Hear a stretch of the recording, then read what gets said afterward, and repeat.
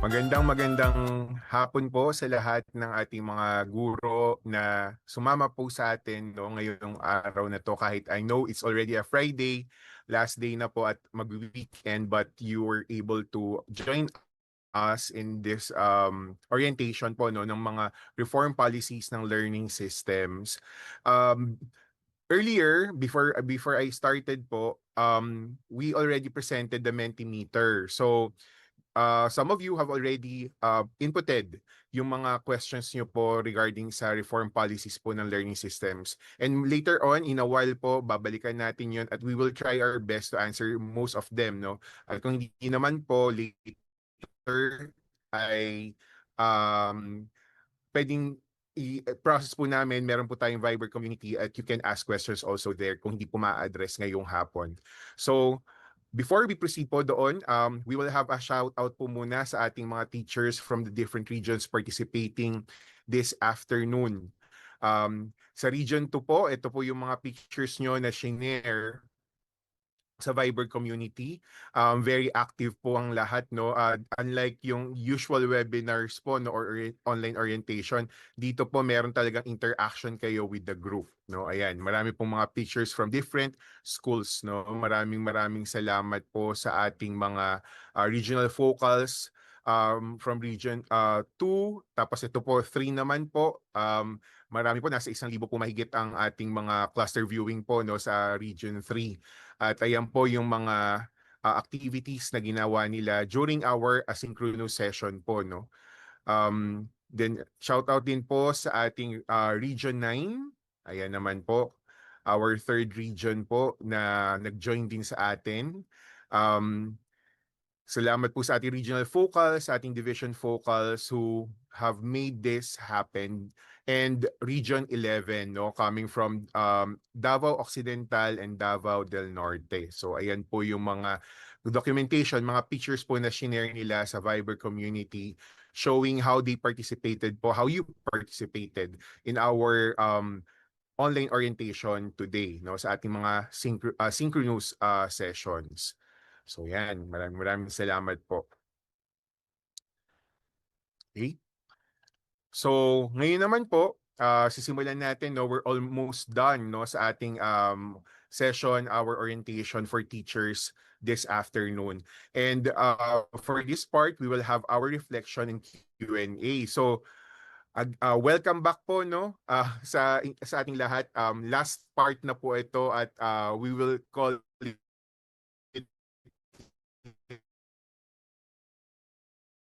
on the happy weekend na. So, before we start, kamusta na po ba kayo? Collections na nailabas na at ilalabas po ng learning system ng ating department po. So now that we have read the policies, tried some exercises, particularly redesigning an existing lesson plan format, we will be sharing some of your reflections and questions that you posted in Mentimeter. So I hope all of you were able to put or upload po no, yung mga questions or even reflections po ninyo sa ating session this today. No? Just a reminder to everyone, no, I know we have a lot of questions. Ngayon po, no, nasa 8,000 po yung ating nag-join na sa Mentimeter at nasa 2,000 na po yung nag-respond. So we have a limited time po. No? We have a strict timeline. So we aim to conclude the Q&A session at 3:45 p.m. this afternoon. So we have roughly about 40 minutes more po no, to process and to answer most of your questions so that we can wrap up. After po ang Q&A natin, we will have a wrap-up and synthesis by 4 p.m. So before we proceed, I would like to formally introduce myself. No, I'm Director Kevin Santos from the Bureau of Education Assessment, and as part of the learning system strand po, no, I'm one of those helping po to orient po yung ating mga teachers this afternoon. So ngayon po, kasama natin din si Director Maggie Del Valle po Ramoso from the Bureau of Curriculum Development to help us answer some of your questions about the policies. Good Ayan. afternoon, Director Kevin, at good afternoon sa ating mga teachers. Maraming salamat for pushing through with all our activities. We also just want to acknowledge na may mga teachers tayo na nagsabi na sa kanilang mga viewing stations ay nag-blackout o kaya naman merong mga viewing stations na sobrang taas daw ng heat index. So we understand po kung meron sa inyo na kailangan ng umuwi, okay lang po. Kung talagang sobrang init, hindi na manageable ang space natin, uwi na po tayo. At itong live na link naman po ay pwede ninyong balikan. So parang 'di ba sa YouTube live, when it's done, it's recorded. So on demand, pwede niyo pong balikan yung mga mapag-uusapan natin. So priority po natin ang safety ninyo, 'di ba? Parang education in emergency to. Pwede tayong huminto, pwedeng maghinay din kung kinakailangan. So, Director Kevin, parang ang dami na nating questions na kailangan sagutin. Pero napansin natin, pinakamaraming questions tungkol sa lesson planning. Siguro Yes. dahil nasubukan ng teachers natin na gawin yung ating lesson plan exercise. Kaya most of their questions talagang doon nanggagaling. Mhm. Baka pwede nating simulan sa lesson planning ang ating Q&A. Yes, tama, Director Maggie. So, yung isa sa medyo common na nakikita natin about lesson planning, about DLL po, no? So, yan, isang question is paano na ang format ng DLL? Weekly po ba ang DLL or nasa discretion ng head? Salamat po, no? Meron din pong questions na paano naman kung DLL and then provided din po ba ang DLP/DLL? So, based po sa ating discussion, based po sa lalabas na policy on lesson planning, wala ng DLL or DLP, isang lesson plan template na lang po, and that lesson plan template can be found po, no, doon sa ating website na i-share din po later on yung link, so you can download that. Ang lesson plan template po na discuss po earlier po ni Chief Rosalie, yung following the ILAW framework, so yung po yung intentions, learning experience, assessment at ways forward. So ang pwede po natin gawin, since you already have the DLL and DLP, so pwede nyo po siyang gawing reference, no? And you can use those references po sa paggawa po ng lesson plan using the new format. So susundan nyo lang po yung apat na yon, no? Yung na-mention po natin, yung ILAW framework. And yun po yung ating gagamitin. So yun po yung answer po natin doon sa mga questions, paano yung kung DLL, and provided na din po ba yung DLP at DLL. Ayun. Right. So, tama yun, no, Director Kevin. Siyempre, ah, meron ng mga lesson plan yung mga teachers natin, no? So, siyempre, ayaw nyo na po yung itapon. Sayang naman. So, madali lang naman po yung bago nating lesson template. I-migrate nyo lang po sa bagong template yung inyong mga dati ng lesson. So, siyempre, opportunity rin para i-revisit. Baka meron po kayong mga kailangan na i-update doon. At siyempre po, kakabit nung question na yun, no, meron din nagtanong kung weekly po ba ang DLL. So, again, hindi na po siya DLL or DLP. It's just one lesson plan template. Araw-araw po natin ihahanda ang daily lesson plan natin. Pero, yun pong mismong template, nakalagay po doon, actually naka-indicate, pwedeng magkaroon ng multiple sessions. So, pwedeng isang plano para sa multiple sessions. Typically po kasi, ang isang competency sa curriculum, hindi naman natin natatapos sa isang araw, di po ba?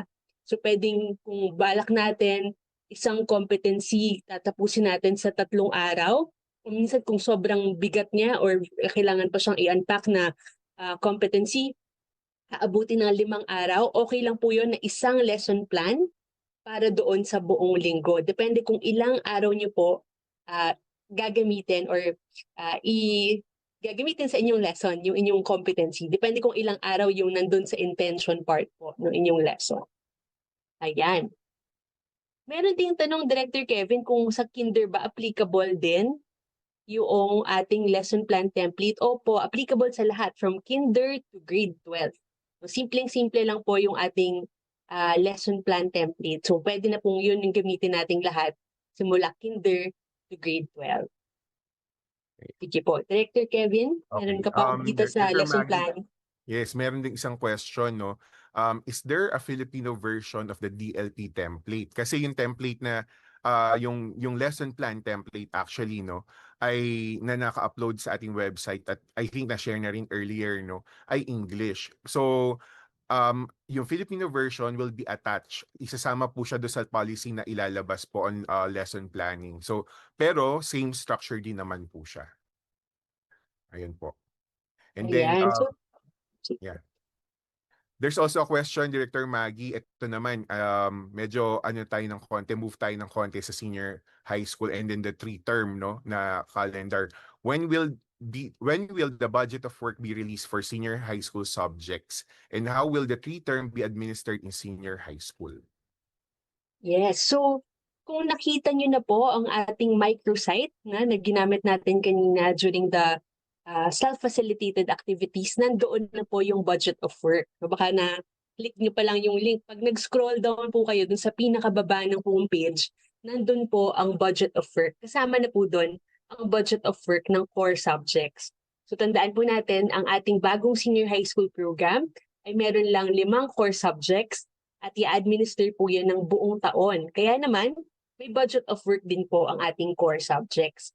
Pero ang ating electives, tinatapos po natin sila, academic electives po ito, no? Tinatapos natin sila within the term.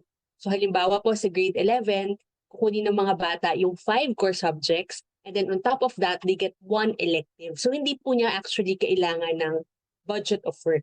Kung ano po yung nandun sa curriculum, kung dati po meron siyang dalawang quarter, then isang semester, pwede na pong tatapusin niya lang yon sa isang term. Hindi na po kailangan ng budget of work. So yun po yung way natin to implement the 3-term calendar in senior high school. Ayan. Sige.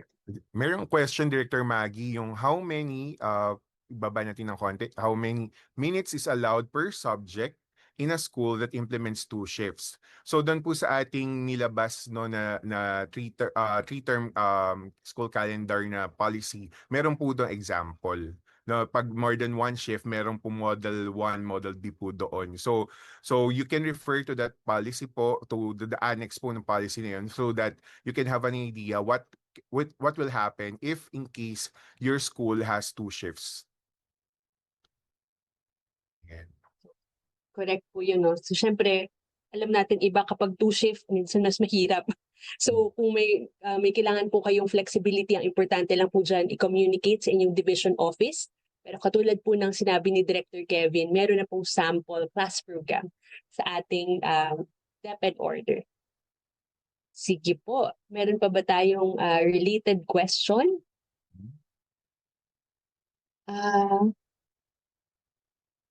Sample lesson plan. Sige. Pwede pa bang, ayan, sige, may question dito, Director Kevin. Sabi niya, anong pwedeng ipalit sa awards for Key Stage 1 learners? Classroom-based na rin po ba ang recognition pag nagkataon? So, syempre po dun sa ating policy, no, tinanggal na natin yung awards kasi nga we move towards a descriptive grading system.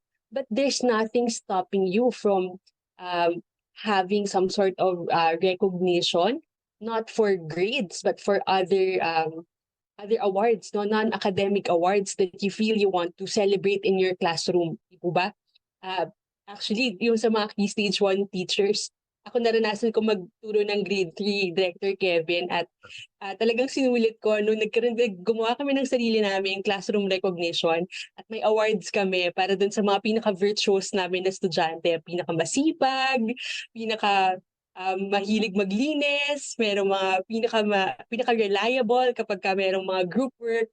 So all of those things you can still do, no? There are many, our students have many strengths and we have the space to recognize them in many different ways. Pero hindi na tayo nakafocus dun sa grades. Kasi gusto natin mag-build talaga ng focus on the joy of learning din. So kaya talaga pong tinanggal na natin yung numerical basis for awards dito sa Key Stage 1.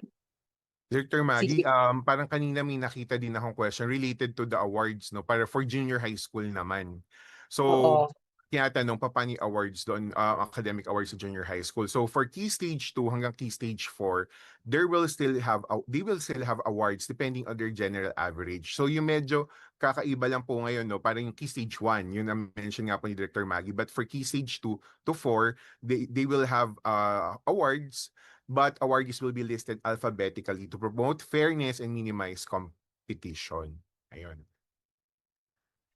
Correct. So meron pa rin sa junior high school at sa senior high school. At sa key stage 2 pala. So it's key stages 2 to 4.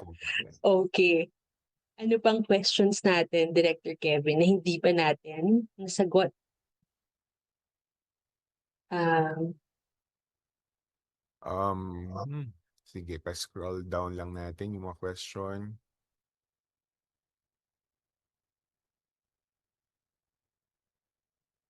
Ito, Director Maggie, yung sa three-term policy yan. Who is covered by the three-term policy? How is grading or assessment done per term? What are the rules for promotion or retention across the three terms? Ito, I think no, masasagot talaga ito yung sa grading and assessment policy. No, nandoon naka-detalye po doon yung grading, yung paano ano yung mga example assessment, even yung percentages, kung ano yung mga weights nila, nagva-vary rin siya depende doon sa subject or learning area minsan. Even the promotion and retention policy included doon sa ilalabas po, no, na policy natin sa grading and classroom assessments. yes, correct. So nandun pa po, hindi pa natin naisama yung details talaga nung exact na mga cut-offs, pero nakadetalye po yun dun sa papalabas na policy. And parang marami yung questions, Director Kevin. Sorry, ko zone out dahil tatlo. Ano yung previous two? Parang may previous two questions pa dun sa tatlo mong sinabi. Ito, yung who is covered by the three-term policy. Yun yung una. Yeah. Di ba yung based on na-clarify na rin ng DepEd yun na covered yung public school but private schools they are not required, no, highly encouraged lang to follow the three-term school calendar policy. Tapos yung pangalawa, how is the grading or assessment done per term? We partially answered that details about this will be released sa ating lalabas na bagong policy DepEd order on classroom assessment and grading. Kasama na rin doon yung yung sa descriptive grading sa Key Stage 1, tapos yung changes sa transmutation table for this coming school year and yung zero-based grading system later on sa susunod na school year naman. And then yung next is yung promotion and retention across the three terms. Thank you, Director Kevin. So kasama nga po yun sa ating assessment and grading policy. So I think yun na po yung gist nun. Pero similar lang naman po, no, kahit nung quarterly, meron tayong formative assessments within the term. And then we end with one term exam. So ganun pa rin po yung general structure ng ating assessment and grading. Okay. Scroll lang tayo. Yung mga policy, related to the learning systems policies. Ito, Director Maggie, kasama po bang grade 12 sa three-term school calendar? Kung kasama po, paano? Especially yung subjects offered per term kasi originally, 2 SEMs lang. Yes po. So babanggitin naman po ito sa papalabas na DepEd order on the strengthened senior high school. So meron po konting provisions doon. Paano yung sa mga natitira natin na current grade 12? Basically, 3-term din po yung ating susundin. Kailangan pong tapusin ang bawat isang subject within the term. So kung halimbawa po sa natitira nilang subjects, so siguro meron pa silang mga roughly 12 subjects na natitira for grade 12. Basta po yung applied and specialized subjects, tatapusin po yun within the term. So halimbawa po, kuha kayo ng 4 na subjects within the term. I-adjust lang po yung duration o yung haba ng hours within the day para matapos po within the term yung subject. So parang isang term, let's say 4 na subjects, next term 4 na subjects ulit. Kung ano po yung natitira pa na applied and specialized subjects na i-offer ng school. Ayan. Meron yung question dito, Director Maggie, on kailan magkakaroon ng books para sa mga batang grade 6 at hindi puro modules lang? Thanks po.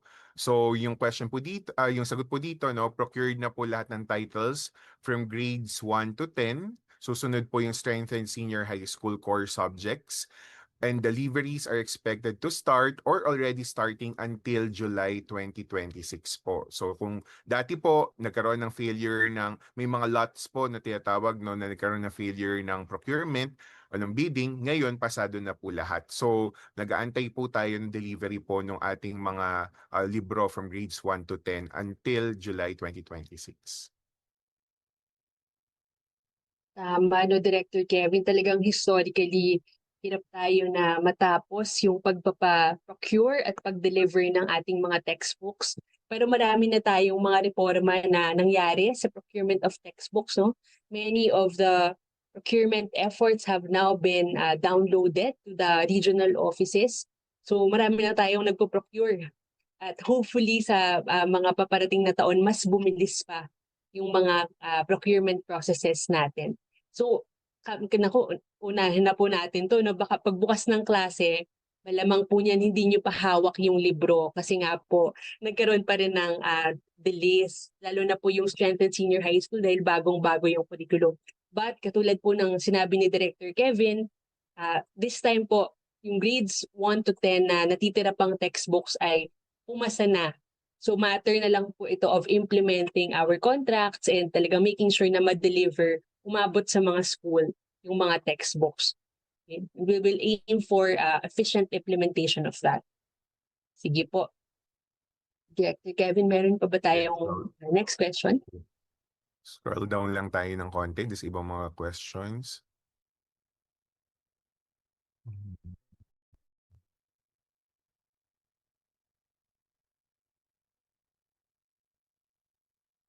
Ito, nasagot mo na, Director Maggie, how was the scheduling for strengthened and old curriculum for senior high school, no? So, how about the awards and recognition for senior high school? Pareho naman. Wala tayong na bago, no? We mentioned already na yung sa awards, still the same for key stages 2 to 4. So, kasama ang senior high school doon.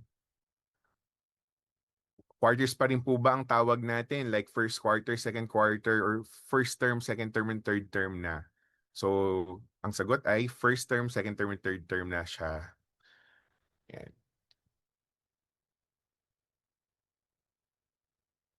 So may clarification doon yung following the old senior high school curriculum, should they follow the three-term school calendar? Yes.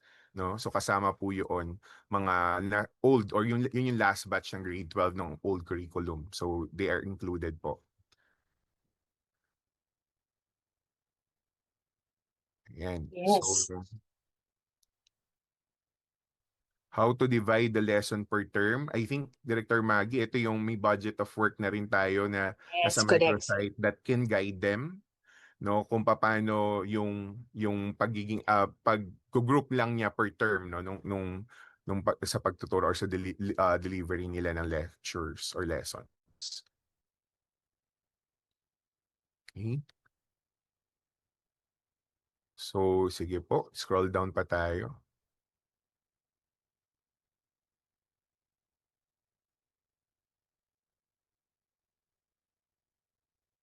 Merong question on, are learning competencies properly distributed across the 3 terms? I think yung sagot din dito yung budget of work po, no? So, yung mga specialists po ng BLD and BCD work on that to have that budget of work para maging guide po ninyo sa pagtuturo, sa delivery po ng ating lectures or lessons. Okay, next. Ayan. Ito, senior high, Director Maggie, how many electives can be offered in grade 12 and grade 11? Right. Medyo related na ito dun sa nasagot natin kanina, no? Dahil this year po, implement na natin yung strengthened senior high school sa grade 11. Sa isang term po, ang manageable lang po talaga ay isa. So alam ko po sa mga private schools, baka meron kayong mga iba pang gustong i-offer na subjects on top of that, pwede naman po. Pero kung we're just talking about ano yung required natin, It's just to offer the 5 core subjects and on top of that, 1 elective. Sa grade 12 naman po, no, dahil syempre, electives na lang po yung iti-take nila at wala na silang core subjects. Kung purely academic electives lang po yung kukunin nila, wala silang work immersion or field exposure, makakakuha sila, kaya po yan ng 4 na electives sa isang term. So kasama din po yan sa nakadetalye doon sa ating papalabas na policy ng DepEd Memo and DepEd Order of the Strengthened Senior High School. Okay, thank you, Director Maggie. Tingin pa tayo na ibang mga questions.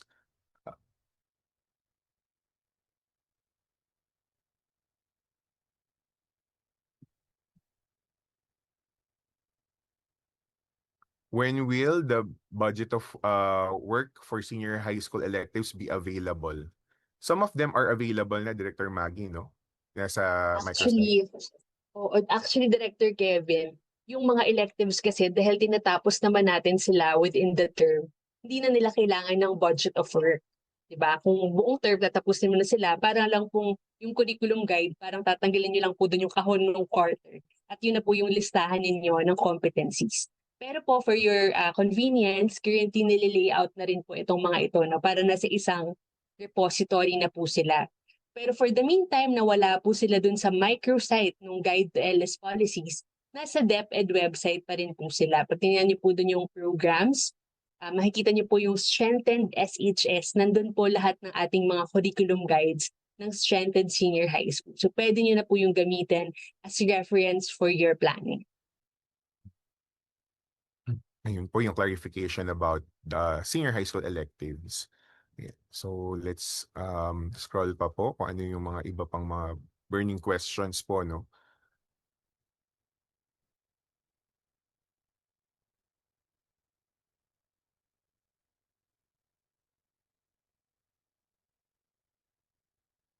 So may Director Kevin, clarification. Sige, go ahead. go ahead. Go ahead, Director Maggie. Kanina may isang question lang nag-mention na ginagamit pa rin ba yung mga matatag o yung revised K-10 competencies? Yes po. Ang laman po ng budget of work at ng curriculum guide natin sa kasalukuyan ay parehas lang. Pinagkaiba lang po kung dati nahahati sila sa 4 na quarter, ngayon po nahahati na lang sa 3 term. Pero parehas pa rin po ang ating curriculum. Oh, wala tayong binago essentially, no. So yung mga materials nila na na-prepare na previously, they can still use them. Nagbago lang na nahati na sa 3 ngayon yung ating terms instead of 4. Ayun. Yes. Okay. Sige po, scroll down pa tayo.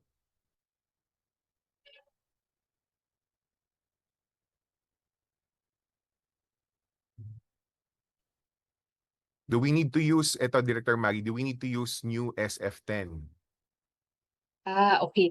So, ang atin pong mga school forms ay i-revise din para maging sakto po sa ating 3-term calendar. So, abangan po natin yung DepEd order para dito.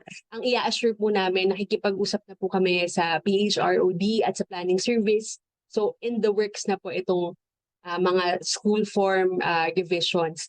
Isang related question din dito yung consideration sa classroom observation tool. Ganun din po, kinakausap na po natin ang BHROD para mag-adjust po at talagang yung lesson plan component ng ating mga classroom observation ay naka-align na po sa ELAW framework na nasa proposed lesson plan template natin. So ang goal po talaga, pasimplihin itong mga forms na ginagawa natin, no, para hindi ganun ka daming oras ubos sa atin. Pero madideliver pa rin kung ano yung goal natin na makapture na data at information sa ating mga forms. Thank you, Director Maggie. Sige po, let's still scroll down po kung makita natin iba pang questions.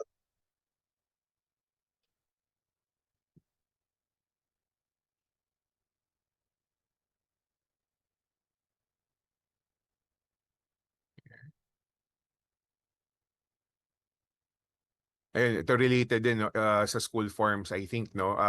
Pag lumabas yung DepEd order doon, how will the E-class record and grading weights be adjusted to a transition from 4 quarters to 3 terms under the Matatag Curriculum Guidelines? So related din doon siya. But yung weights po no nung kunwari sa araling panlipunan, yung kung ilang yung mga course requirements or class requirements, nandun po siya sa ilalabas na bagong policy ng classroom assessment and grading system. And then yung e-class record ay ilalabas din. Yun yung po na-mention Director Maggie earlier. Yan. Sige, baka pwede nating i-scroll up lang ng konti. May nakita akong question related to, ayan, budget of work. Sa TLE grade 8, ito, medyo baba, ayan. TLE grade 8, budget of work, does ICT separate from the 3 branches in TLE?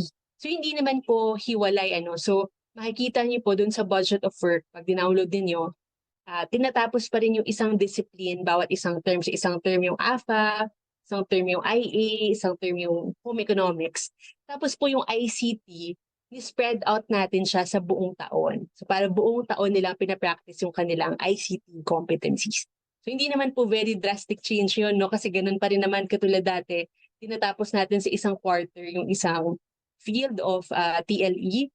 Except ngayon lang ang change ay yung ICT. Mas-spread out lang po siya para matapos natin siya within 3 terms. Yeah. Yan. Sige po, scroll tayo ng konti pa. Dami pang questions, Director Kevin. Meron na lang tayong mga 15 minutes para sagutin.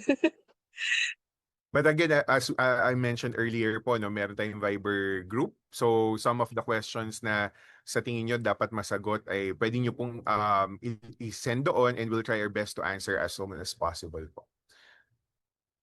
Yes. And Director Kevin, after nung ating mga orientations with teachers and school heads, maglalabas din tayo ng FAQs para mabalikan ng mga teachers yung mga pinaka-common na tanong at hopefully ma-address din yung mga na-raise po dito sa ating Mentimeter.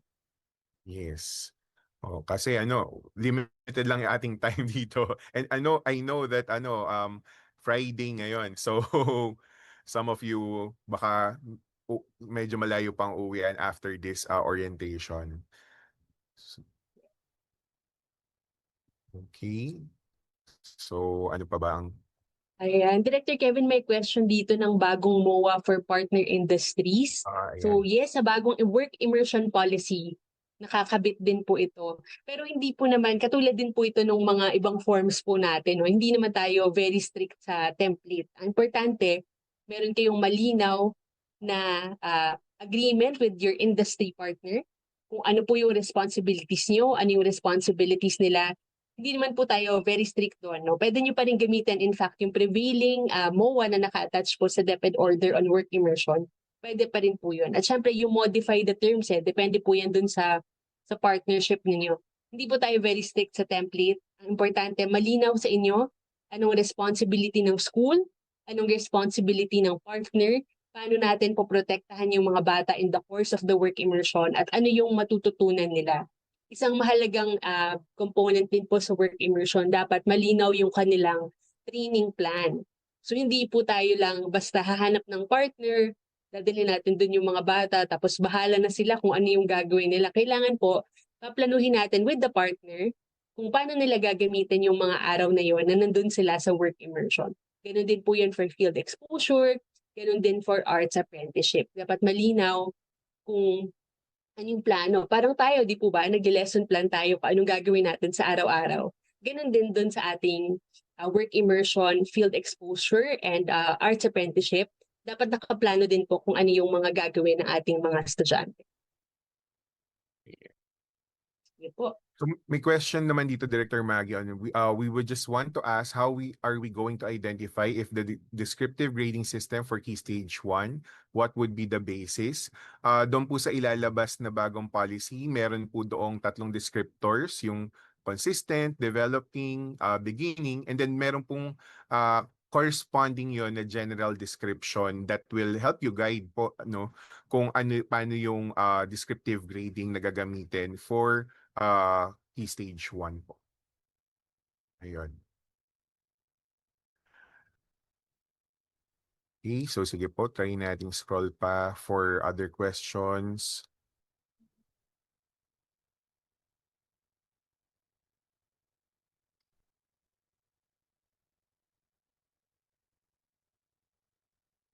Ito, Director Maggie, baka you can pa-scroll up tayo, balik tayo sa taas ng konti on EIE. Baka you can help me answer this. What does EIE stand for? Give one example of an emergency. Name one way students can learn during disasters. And why is medyo mahaba. EIE important? What should students do when classes are suspended due to a typhoon? Ayan. Oo, naku Director Kevin, parang pag binasa ni teacher yung policy briefer sa EIE, ito lahat exactly yung Diba? masasagot nila, no? So education in emergency, no, sabi natin kanina, ito yung policy natin para bigyan ng gabay ang mga schools, mga paaralan, mga guro kung anong gagawin kapag nagkaroon ng emergency. So halimbawa po, binaha kayo, binagyo, nagkaroon ng earthquake, nagkaroon ng iba pang mga possible na mga disasters, no, sa area natin. So kapag ganun po at kailangan na o hindi kaya na tumuloy lang yung regular natin na mga klase. So binibigyan po ng kakayahan o ini-empower yung mga school na mag-decide kung ano po yung gagawin nila, kung sila ba'y hihinto, sila ba'y maghihinay, sila ba'y hahayo. So apat na modalities po yun.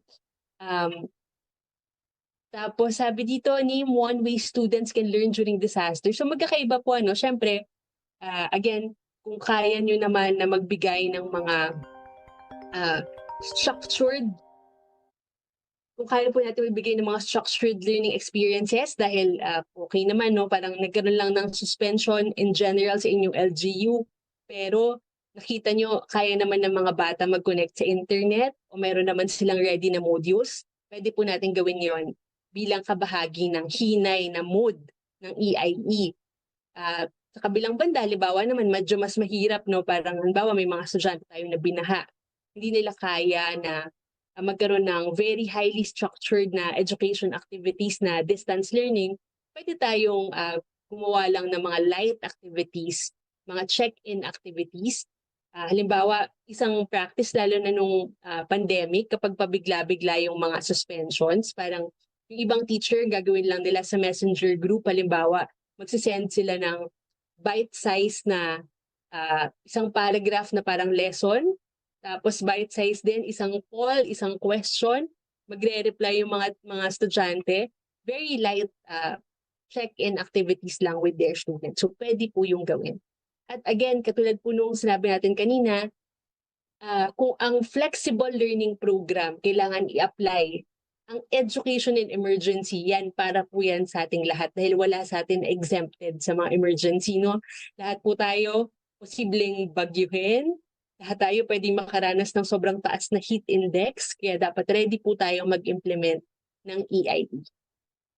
Okay. So, maganda yung term na sinabi mo kanina, Director Maggie, yung ini-empower natin, no, yung mga school heads at mga teachers kasi mas alam niyo yung context o sitwasyon po ng ating mga estudyante during or in times of emergencies. Ayan. So, tingnan pa natin. We still have about 5 minutes left. Tingin tayo ng iba pang mga questions from our teachers.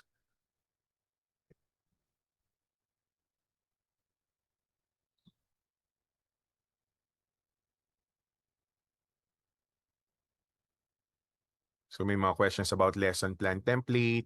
Depende po yun, nasagot na po yun kanina about kung merong Filipino template, may i-attach po sa ating policy pag nailabas na po.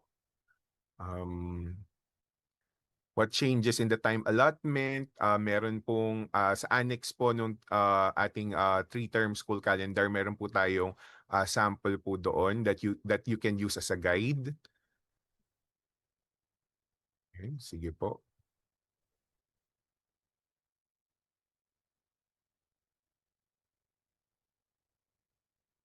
Okay.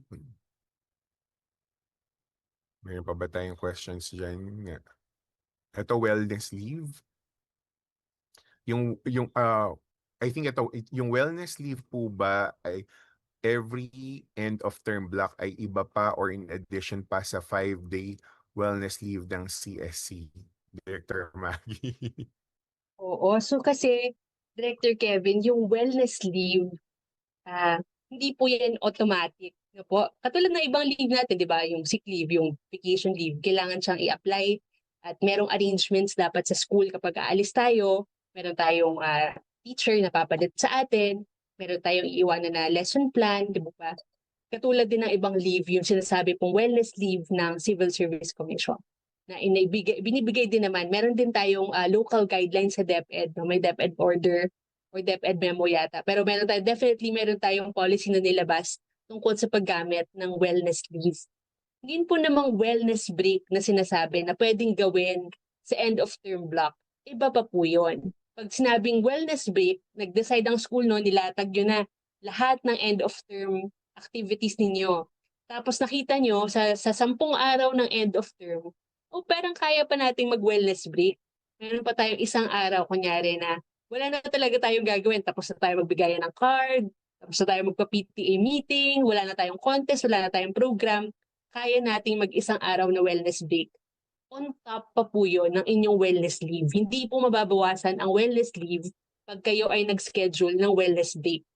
Isang common question dito, Director Kevin, kung papasok daw ba pag nagpa-wellness break, wag na po kayong pumasok kasi break po yun, di ba? So, ibig sabihin talagang nag-decide kayo as a school community, okay na tayo sa end of term, natapos na lahat ng gagawin, kaya natin mag-wellness break. So, hindi po yung nababawasan yung leave natin pag ginawa po natin yun. Thank you, Director Maggie. I think one of the most common questions about learning resources. Yung may mga ganong mga questions po tayo nakita. Na-mention po kanina at na-emphasize po natin, hindi po nagbago yung curriculum. So ibig po sabihin, yung mga existing learning resources nyo po nung mga nakaraang school year or nung mga previous school years, you can still use them. Yung mga na-provide po ng central office, for example, you can still use those learning resources. Kasi po, hindi naman nagbago yung competencies. We're still following the same curriculum. And so, yung lesson exemplars, etc., they are still, ano po, no, usable kumbaga sa ating susunod na or darating na school year. Right, tama po yun. Okay, Well, so meron pa ba? 3 minutes na lang tayo, Director Kevin. Ayan. So we're almost done with going over some of the questions. Again, in case you have other questions na baka na-miss namin this afternoon, you can ask us in the Viber community group po natin per regions. Okay. Ayan, is it applicable for private school? We mentioned about the school calendar po, no? Hindi sila required but highly encouraged lang po. Sige po. Implementing this effectively.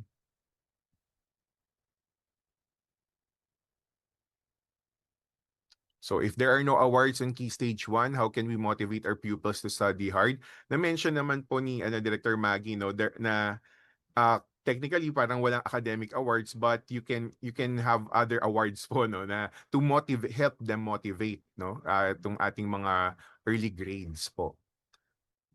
Okay. Oh, yes. And Director Kevin, di ba, meron pa rin naman tayong feedback o yun nga yung may ratings pa rin tayo na binibigay sa ating mga estudyante. Hindi nga lang sila numerical, but they are more descriptive. And so gusto pa rin naman yun ng mga bata that they get better feedback on their work.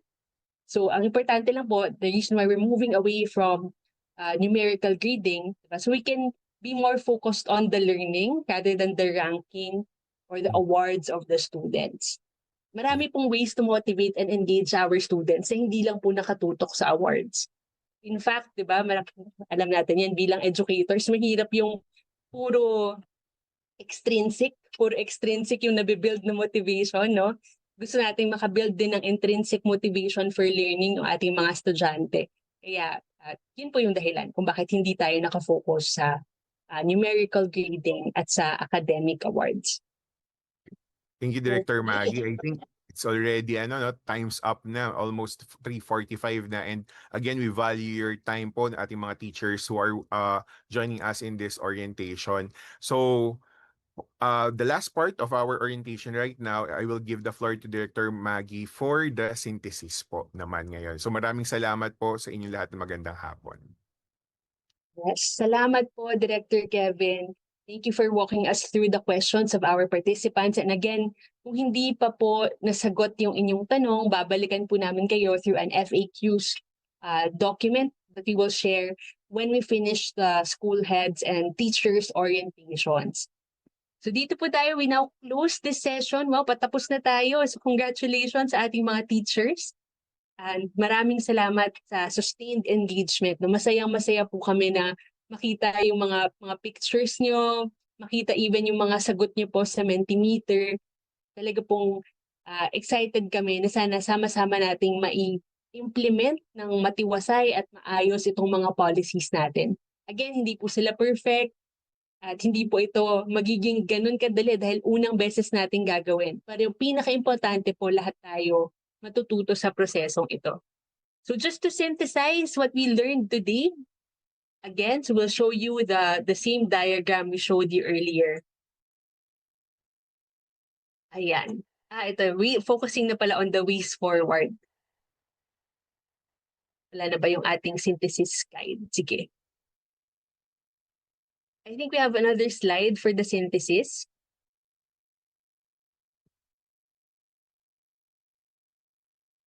Ayan, sige po. Habang hinihintay natin yung mga slides, so again, just to wrap up, the policies we presented cover the structure and time, improving teaching methods, simplifying our planning process, gaining better evidence and pathways, and ensuring continuity and access. So again po, hindi sila hiwa-hiwalay na mga pagbabago, kundi isang package ng mga reforma para maging maayos ang buong sistema ng pagkatuto sa DepEd sa ating mga paaralan.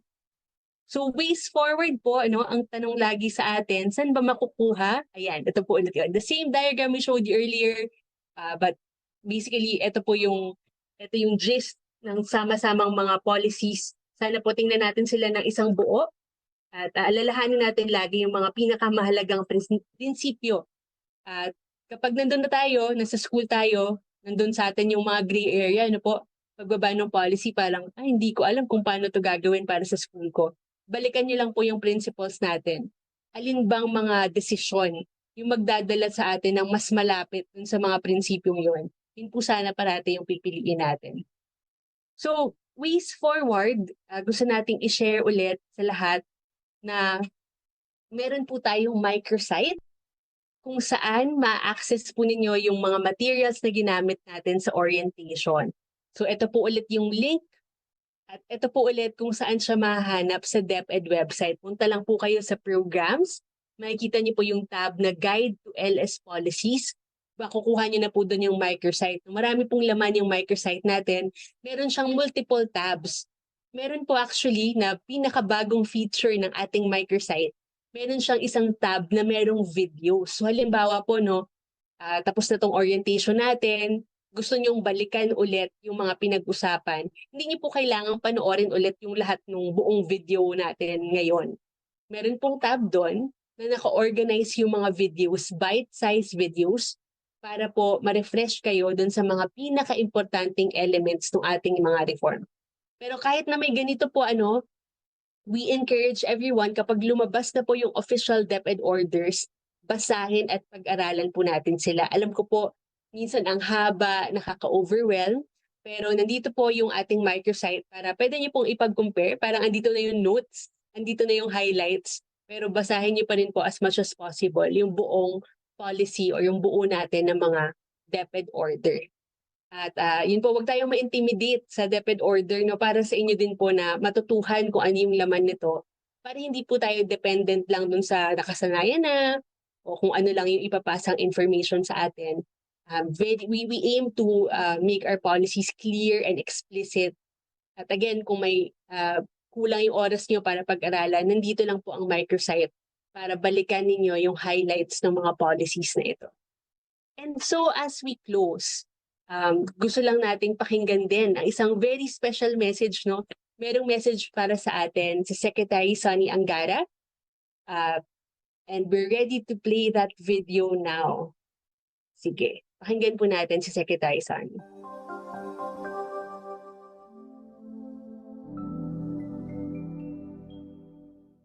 Hello po. I'd like to greet all of our teachers and of course our learning system strat led by Yusik, Mel Orson, Asik Juro, as engineer, and to all those participating teachers, magandang araw po. I'd like to congratulate you and thank you for your very hands-on approach in these reforms that we are pushing. DepEd, there are several, some are curricular, some are scheduling reforms, but definitely they all work together para mas maganda po yung learning outcomes natin. At syempre, sinasaalang-alang din po natin yung teachers' welfare, which is very important for us. So, hope you can really learn a lot from these sessions and take them to heart so that we can apply them in the field. But again, maraming salamat po sa inyo.